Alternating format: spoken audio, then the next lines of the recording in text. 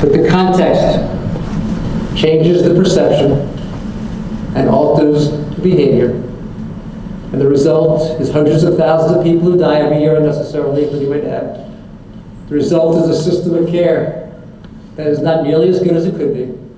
The result is an affordability crisis that is only going to go worse with time.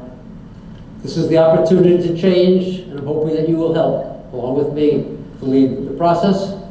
If you've not had a chance to read Mistreated, it's available through Amazon. And as I say, all the profits will go to a global charity doing good work around the world. Let me in advance thank you for all that you have done, and take your questions.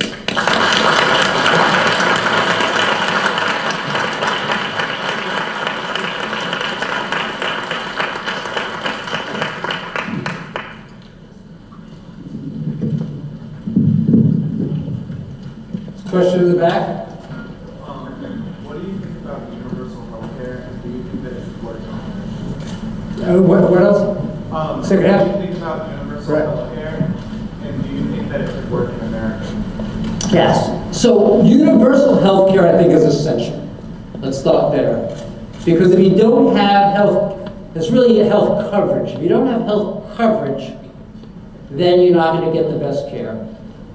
And coverage alone, by the way, is not enough. There are a lot of nations. Brazil's a great example. Everybody hears from Brazil. Brazil has universal coverage, but it's impossible to get care. So you've got to have the combination of coverage and access.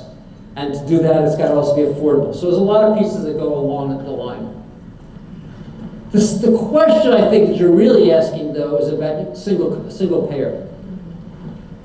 And single payer makes more sense than multiple payers. The problem and the question is, if the government is that single payer, how much will they pay? Medicaid is a great example of that. Medicaid covers a lot of people. But you try to get access to a physician, or you try to get access to certain hospitals, you can't get in because the government doesn't pay enough. And that's the challenge that has to be figured out.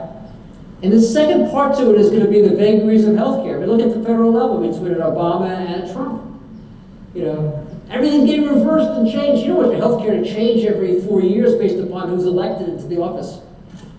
So I think under the right circumstances, it's the best solution.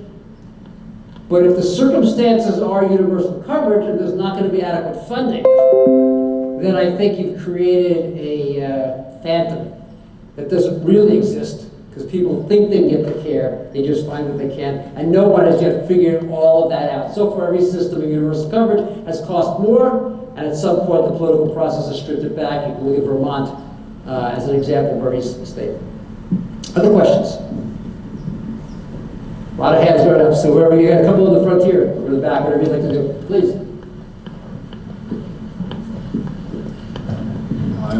My question is that.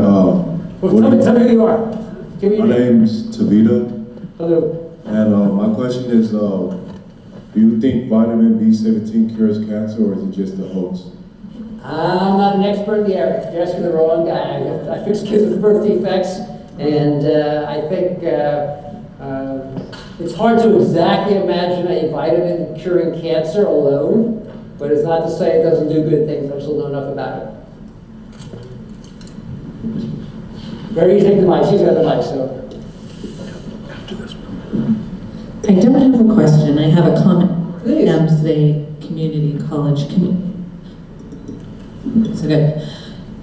Open enrollment for Covered California is happening right now, and it's all the way through the end of January. So if there are those of you in here that don't have health insurance, or you know people that don't have health insurance, the Affordable Care Act is still happening. And many of you can still qualify for affordable health care. And where you need to go is www.coveredca.com, and it gives you all the information you need, and you can apply online. If you have any other questions, you can come to the health service. coveredca.gov. And a third of the people who are eligible don't apply, and there's no cost in doing so, all dependent upon one's income.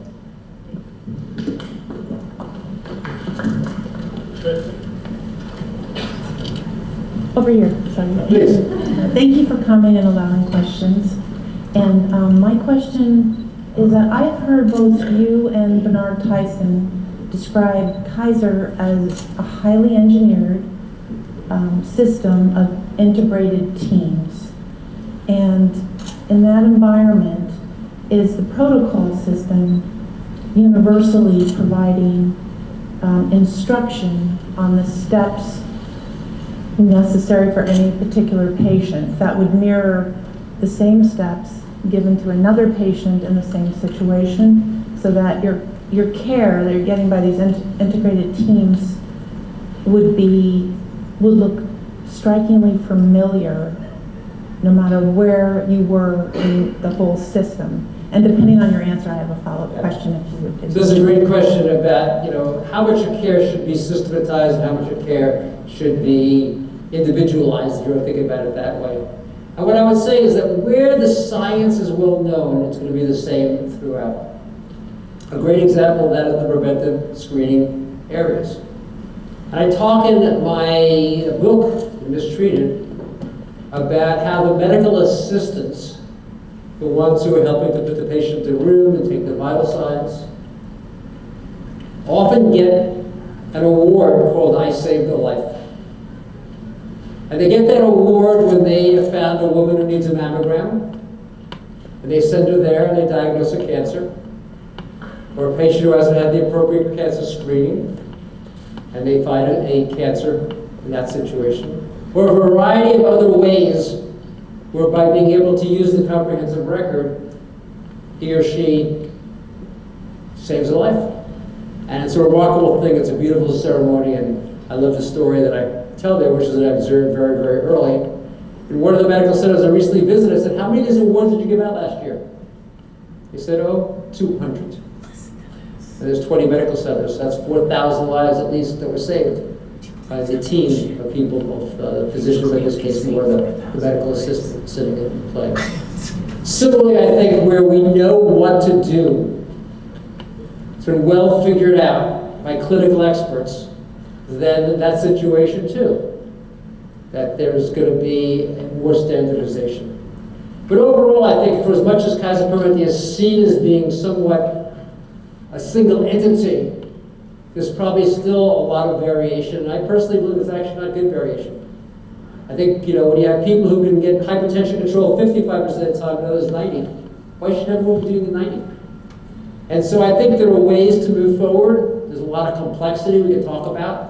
In some areas, like diabetes is a great example, insulin is life-saving. The question is, how much insulin do you give? Do you give enough insulin to keep the glucose low? Do that and you risk what's called hypoglycemia. People can have not enough glucose and actually pass out. Don't keep it low enough like that so they never pass out, and now you have a high hemoglobin A1C measure, and they're at higher risk of going blind and losing the extremity. There's no way to balance these two. Because if you're driving a car or riding your bike and you get a hypoglycemic event, it's terrible. And on the other hand, if you lose your leg and go blind, it's terrible. So some areas just simply don't have any specific outcome. But overall, I'd say where the science is known, again, I would say Kaiser Permanente leads others, but is not as good as it should be or could be.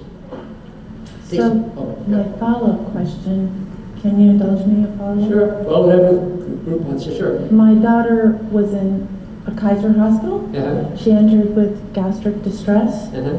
and very soon, within a few weeks, she was struggling with chronic pulmonary edema, Mhm. congestive heart failure. She was only 26. She had none of these conditions. And also renal deficiency.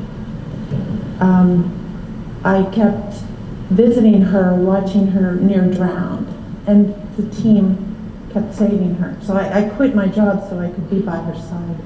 Ultimately, these situations got worse and worse until literally on the last day of her life, she drowned in front of my face begging for her life. So she was in 3 different Kaiser hospitals, Santa Clara, and then moved to Redwood City, and then she died in San Leandro. The care was exactly the same in each place, and it was, I read the medical records now, and I can tell what happened. At least the last day of her life, they never stopped the fluids, TPN and lipids that were drowning her. Her notes that she was writing was, "I'm dying. My lungs are filling with fluid." I also noticed that there was a handful of nurses grinding time-release morphine into a feeding tube. I was sleeping by her side. I actually caught the last nurse. That's why I read the medical records. And that's kicked off the respiratory distress syndrome. Those nurses are being prosecuted by the Attorney General right now. So I'm not crazy. I am grief-stricken and heartbroken. And I admire you greatly.